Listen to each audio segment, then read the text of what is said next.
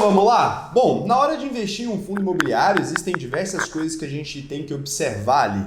Uma dessas coisas que as pessoas mais observam frequentemente é a rentabilidade desses fundos imobiliários. Então ali o indicador dividend yield, né, que é aquele famoso indicador que te dá uma previsão, e eu digo entre parênteses porque ele é um indicador de passado. Como todos os indicadores, o espelho retrovisor é sempre mais claro do que o para-brisa, né? Então os indicadores eles são muito bons em mostrar como o passado foi, mas eles são péssimos em prever o futuro. Assim como quando você está dirigindo, o retrovisor só mostra aquilo que já passou e é mais nítido, né? O para-brisa é menos nítido do que o retrovisor. Então essa é a questão que as pessoas não entendem ali. Você tem que observar sim a rentabilidade, e aqui nesse vídeo a gente vai falar sobre os 5 fundos imobiliários que mais pagaram dividendos ali para os seus cotistas, não são acionistas, em 2020. E eu vou também informar os maiores defeitos desses fundos imobiliários para que a gente possa aqui fazer um jogo bem equilibrado. Agora, antes de mais nada, eu quero garantir o seguinte para você.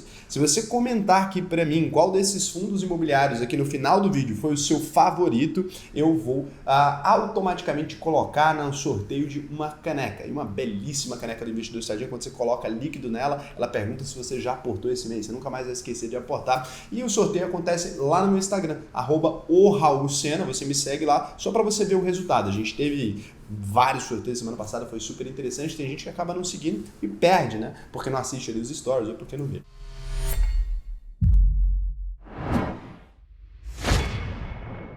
Antes da gente começar esse vídeo, é importante falar que isso não é uma recomendação nem de compra e nem de venda, e eu não estou brincando, não é mesmo uma recomendação nem de compra e nem de venda, porque você vai ver que esses fundos têm muitos defeitos ali, então presta bastante atenção nisso. Eu vou explicar também uma coisa por alto aqui, porque eu sei que algumas pessoas não conhecem os tipos de fundos imobiliários, e isso é uma coisa muito importante que vários investidores erram, porque aí o cara às vezes compra um fundo imobiliário que está tendo uma rentabilidade legal, mas ele não sabe por que aquela rentabilidade está acontecendo, e isso vai te cobrar um preço lá no futuro. Então, primeiro a gente tem os fundos de renda. Esses são os fundos mais convencionais e mais padrões ali. São os menos arriscados também. Quando a gente fala em fundo de renda, a gente está falando ali aqueles fundos de shopping, lajes corporativas, galpões industriais e de logística, fundos de agências bancárias, fundos de escolas e universidades, fundos de hospitais, fundos de hotéis e de flats. E a renda que eles geram ali é advinda dos aluguéis, né, que pode ser fixa ou atrelada a algum tipo de receita do locatário, por exemplo, como é no caso dos shoppings. Esses são aqueles fundos ali mais clássicos, a gente chama de tijolo também, que você investe neles ali e ele tem uma propriedade, ele aluga aquela propriedade e te paga. Raul, mas não são todos os fundos imobiliários basicamente que são assim?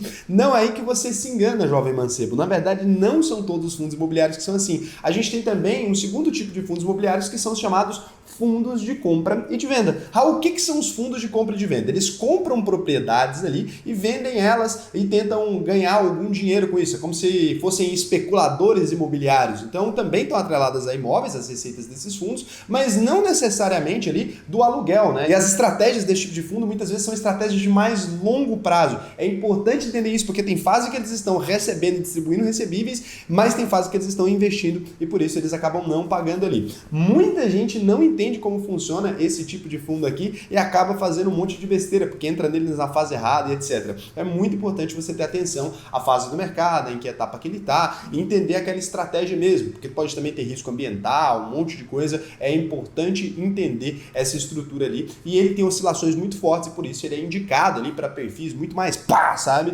do que para essas pessoas que querem gerar renda especificamente. A gente tem ainda a terceira aqui, caso que são os fundos de desenvolvimento imobiliário. Outra coisa que muita gente erra. Então, por exemplo, eu posso comprar um edifício ali, eu posso comprar um lote, construir um edifício e desenvolver esse edifício. Posso estar nessa etapa de desenvolvimento que depois eu posso até alugar ou que eu posso vender depois. Como um fundo muito famoso aí da nossa bolsa, que é o Quer 11, o único fundo vinculado a cemitérios faz. Ele compra ali diversos cemitérios, ele está na etapa de construção dos jazigos, depois ele começa a explorar ou vender parte desses jazigos ali, né, desses terrenos feitos e preparados para cemitérios. E muita gente acaba não entendendo essa fase, porque aí ele fica muito tempo sem distribuir dividendos, depois distribui uma porrada de dividendos, depois fica mais tempo sem distribuir, e aí tem um custo administrativo mais alto. É importante você balizar e entender tudo isso quando você vai falar de um fundo de desenvolvimento. A gente tem ainda o quarto exemplo aqui, que são os fundos de recebíveis imobiliários. A gente chama esses de fundos de papel. Fundo de papel, Raul, sim, porque na verdade o que eles têm é um calhamaço de contratos, eles não têm ali grandes propriedades. Quando a gente fala de um fundo de papel, muitas vezes eles investem em uns títulos de renda fixa. E aqui muita gente se perde. O fundo imobiliário, apesar de ser de renda variável, quando ele tem um fundo imobiliário ali que investe em CRIs e CRAs, ele especificamente tem papéis de renda fixa ali. Então ele investe em emprestar dinheiro para o setor imobiliário ou para o agronegócio. E com esse dinheiro ele gera uma renda ali. Só que é óbvio, né? Ele acaba conseguindo ali ter uma rentabilidade maior do que você teria comprando CRIs e CRAs, porque ele tem um volume de negociação muito maior. Então o principal produto deles não são imóveis. E aqui muita gente confunde, fala, eu vou colocar a parte mais segura da minha carteira nesse tipo de papel. E muitas vezes não é muito seguro, porque os CRIs e CRAs ali, muitos deles não têm cobertura da FGC e tudo mais. Então é um pouquinho mais arriscado, até porque as negociações que eles fazem também são diferentes. É importante você ter muita atenção quando você está analisando o fundo de recebível imobiliário. Não é que ele não seja aconselhado para pessoas conservadoras, ele até é, mas ele tem um perfil um pouco mais agressivo ali às vezes e tem uma rentabilidade até maior do que os fundos de tijolo, porque os fundos de tijolo estão atrelados a uma propriedade, não um calhamaço de papel. E aí você pode estar ali colocando na sua carteira um fundo imobiliário para ter segurança e na verdade você está tirando segurança da sua carteira. Aqui a gente tem o quinto tipo, e aí esse aqui também é muito interessante, vocês conhecem bastante, que são os fundos de fundos, é o que a gente chama de FOF. Então os fundos de fundos ali são fundos imobiliários que investem em fundos imobiliários. Eles também são de papel ali, se a gente fosse colocar na ponta da caneta mesmo, porque na verdade eles são como você, um investidor que monta uma carteira de fundos, só que obviamente com análise muito mais criteriosa, com um ponto de entrada muito melhor muitas vezes que o seu, e eles acabam criando aí esses tipos de fundos. Grandes exemplos deles aí são o BCFF 11, o Kizu 11, né, que é da Suno, o SNFF também da Suno ali. A gente tem uma infinidade, né, de fundos aí, que são fundos de fundos. Eu não tenho nada contra, mas muita gente tem um questionamento muito grande com relação aos fundos de fundos. Por quê? Porque eu vou pagar para alguém formar uma carteira de fundos para mim, né? Então eu vou pagar duas administrações, a do fundo e a do fundo que ele investe. Então acaba sendo uma questão que as pessoas têm esse problema aí. E a gente tem aqui, parecido com os fundos de renda, que às vezes podem coincidir. O fundo de renda pode ser também um fundo desse aqui, um fundo de tijolo, o sexto tipo. Mas o tijolo estrito é um fundo que tem o objetivo de adquirir uma propriedade e alugar aquela propriedade. Então, especificamente ali, vem de tijolo inclusive porque vem de parede mesmo, de construção, né? Então ele tem ali especificamente o objetivo de comprar uma propriedade que possa tanto se valorizar quanto que ela também possa gerar renda ali de aluguéis, mas é um fundo especificamente de tijolo porque muitas vezes aqueles outros fundos eles podem ter contratos e tal, esse aqui normalmente eles têm a aquisição da propriedade mesmo, aí é fundo de tijolo estrito ali, que é um fundo só de tijolo mesmo. Cara, entendido isso aqui, é muito importante eu saber se vocês estão entendendo, então cara, Raul, ficou faltando uma coisa, não entendi isso, foi truncado essa parte.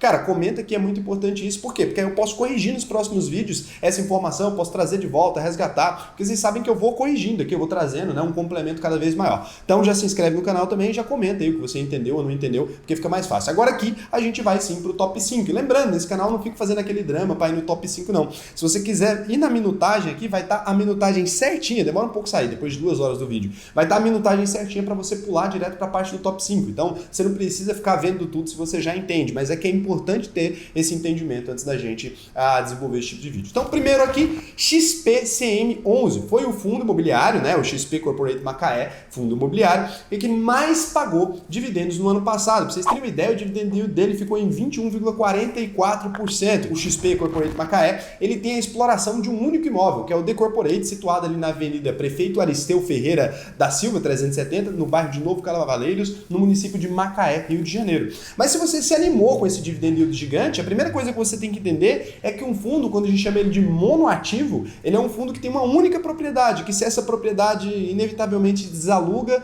você fica ali sem receber dividendos, né? E foi exatamente o que aconteceu. O XPCM11, ele tinha um contrato ali mais duradouro com a Petrobras, que desalugou de repente esse prédio, e agora é muito difícil um prédio desse tamanho ser inteiro alugado para alguém ali, né, onde a Petrobras alugava o prédio todo, era um contrato público e tal, e aí por isso ele acabou tendo esse dividendão.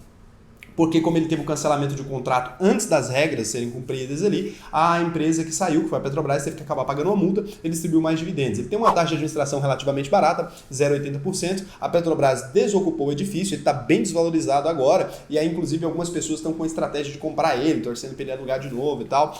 Não é o tipo de estratégia que eu sigo, mas eu entendo que as pessoas façam isso, e o que acontece é que é muito importante isso aqui, você já fica com a primeira lição, fundo monoativo normalmente não é uma boa ideia, tá? Principalmente para para você que quer renda ali, porque se desaluga, a mesma coisa de ter um apartamento só ou ter 30, né? Se desaluga ali ou ter pequenas partes de 30, por exemplo, porque se desaluga ali você acaba ficando na mão. Então, segundo top aqui dos que mais distribuíram dividendos em 2020, né? O BBFI11B, é o BB Progressivo Fundo Imobiliário. Ele tem um preço por cota, eu vou avisar aqui porque é muito caro, porque você vai olhar depois, ele tem um preço por cota de R$ 2.594,99, ele teve um dividend yield de 14,09%. Esse fundo ali ele faz basicamente a gestão de dois imóveis também, não são muitos imóveis, são alugados para grandes clientes, né? É um imóvel localizado no setor bancário sul, quadra 1, bloco A em Brasília ali, né, no DF, é o edifício sede 1, e do imóvel constituído por blocos interligados ali, localizado na rua Gomes Braga, número 65, no Rio de Janeiro, no Andaraí, né, o centro administrativo do Andaraí, com entrada suplementar pela rua Barão de São Francisco 177. Todos os dois estão locados aí por Banco do Brasil S.A., né? Então ele depende ali de um único cliente, tem baixa liquidez e ele tem somente 2 ativos e, óbvio, ele tem um prêmio de risco muito grande por ser um fundo tão arriscado, tá alugado para a mesma empresa, se as duas saírem ao mesmo tempo seria um grande problema. Algumas pessoas investem nele com certa tranquilidade, né? Mesmo ele tendo baixa liquidez, é difícil de vender, presta atenção nisso, a negociação é pouca por causa do preço da cota. Então muitas pessoas investem nele há muitos anos, eu conheço investidores que investem nele desde 2016 e tal, por conta desse suposto prêmio de risco ali que ele está oferecendo em virtude desses aluguéis serem menos estáveis do que poderiam se tivesse mais diluído. Então, é aí um fundo que distribuiu excelentes dividendos também, mas é um fundo que eu jamais investiria. Terceiro, HCTR11, Hectare SEFI. Cara, esse fundo aqui ele tem uma estratégia muitíssimo arrojada. E com isso eu não estou elogiando, não. Pense bem antes de investir nesse fundo aqui. Apesar de eu achar a estratégia dos caras fantástica, eles têm uma boa administração mesmo, sempre conseguiram garantir uma rentabilidade interessantíssima, principalmente nos últimos tempos. Ele teve um dividend yield de 13,17%, ele tem um preço por cota atualmente de R$ 136,63. Ele é um fundo imobiliário muito interessante, porque ele tanto investe em CRIs ali, ou seja, uma parte de renda fixa mais estável, como ele investe também em propriedades de múltipla utilização, mas muito ligada ao setor do agronegócio ali, tanto em São Paulo, Minas, Goiás, né, no Rio Grande do Sul, no Maranhão, no DF, cara, em tudo quanto é lugar aí os caras têm propriedades. É um fundo muito interessante, ele faz um giro de carteira bem violento para garantir uma rentabilidade muito alta. É importante lembrar que ele é arriscado e que ele tem bastante papel na carteira para você não se confundir, mas ele realmente entregou esse resultado aí sem ser muito atípico, muito fora da realidade dele, não. Ele sempre garantiu um resultado bem em linha ali com esses valores que esse ano foram altos também. Quarto fundo aqui que a gente vai é o RBFF11, né? O Rio Bravo Fundo de Fundos Imobiliários. Então ele tem um dividend yield aí de 11,23%, uma taxa de performance de 20% sobre tudo que excede o IFIX ali. Ele tem uma taxa de performance aqui interessante, eu coloquei aqui como um highlight, um destaque, né? A taxa de administração dele é de 0,8% ao ano sobre o patrimônio líquido do fundo. É um fundo de fundos, né? Então aí é um FOF, e ele teve uma rentabilidade aí, um dividend yield interessante, de 11,23%, entrou em destaque aí. É um fundo com bastante performance aí, como a gente vê. E por último, mas não menos importante, tá? A gente tem o BBPO11, que é o BB Progressivo 2 Fundo Imobiliário. Ele tem um preço por cota atualmente de R$ 114,05, um dividend yield de 10,77%. É o fundo imobiliário mais equilibrado dos que mais renderam. Ele tem 64 ativos, uma taxa de administração de 0,28% sobre o patrimônio líquido contábil do fundo.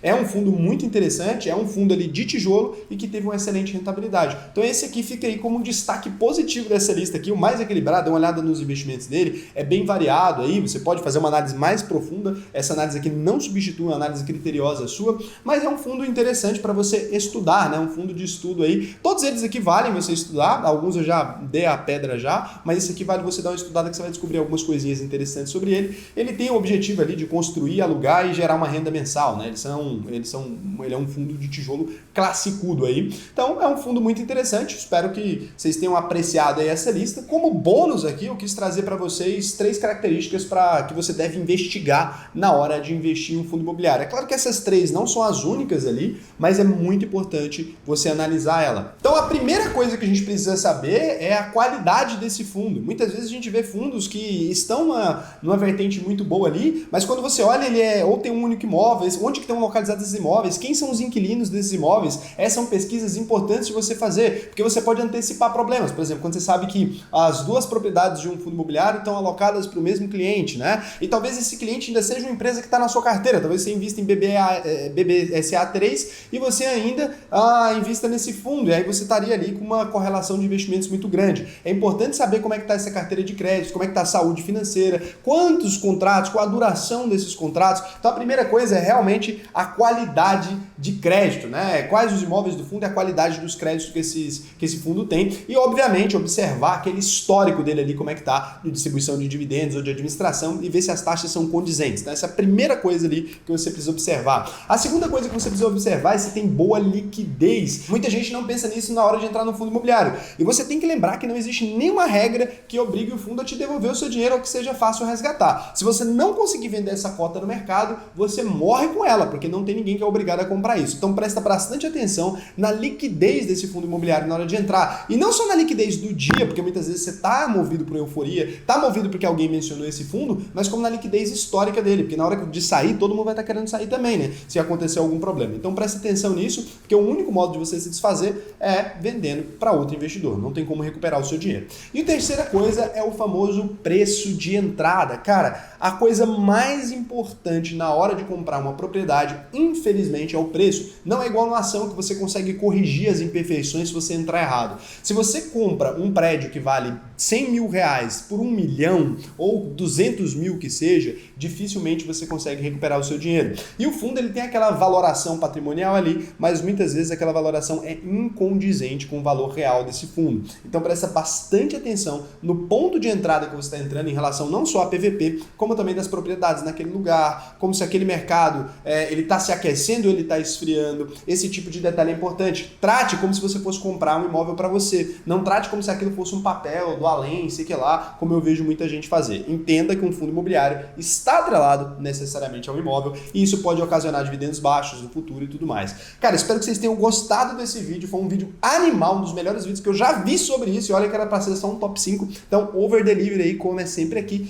E o seguinte, cara, você quer aprender a investir de verdade? Eu tô perguntando assim, cara, você fazer suas próprias análises de fundo imobiliário, de ações, investimentos internacionais e tudo, estudar de verdade, porque esse é o maior comprometimento para quem quer aprender a investir. Não tem jeito. Você vai ter que estudar. Se você quiser estudar, as vagas para a Única Verdade Possível, que é a minha escola de formação de investidores, onde eu vou te atender, onde todo mundo ali vai estar, os alunos tudo juntos, você vai assistir suas aulas gravadas, vai ter também live toda semana para tirar suas dúvidas, vou pegar na mãozinha, vai fazer provinha, tudo bonitinho. Em 8 semanas eu te transformo no investidor. Se quiser, cara, clica aqui, faz sua análise de perfil. As aulas dessa turma agora começam no dia 21 de junho. A gente ainda tem algumas pouquíssimas vagas, se não me engano, a gente tem mais 12 ou 13 vagas aí para preencher essa semana ainda. Depois eu posso até pensar, porque eu sei que não vai dar para todo mundo, vou até pensar se eu consigo abrir alguma vaguinha suplementar ali, uma outra, mas nada muito grande, porque nessa turma eu preciso ter ali vocês, eu troco ideia com vocês pela câmera um pouco, então é uma coisa bem legal. Se inscreve, se matricula agora na UVP, cara. Não perde essa oportunidade, porque é a última turma com esse valor agora, depois a gente vai dar uma subida, como vocês sabem, tá subindo desde o começo, era R$ 1.500 lá, já estamos mais de 2.000, né? Então é importante você ver, agora a gente tem um sistema de parcelamento diferente, para quem não tem grana no cartão ali e tal, relaxa que vai dar certo. Se você quiser fazer, se você se comprometer, né, comigo aqui, a gente vai dar um jeito de botar para dentro. Então faz sua análise de perfil agora, um beijão, até o próximo vídeo.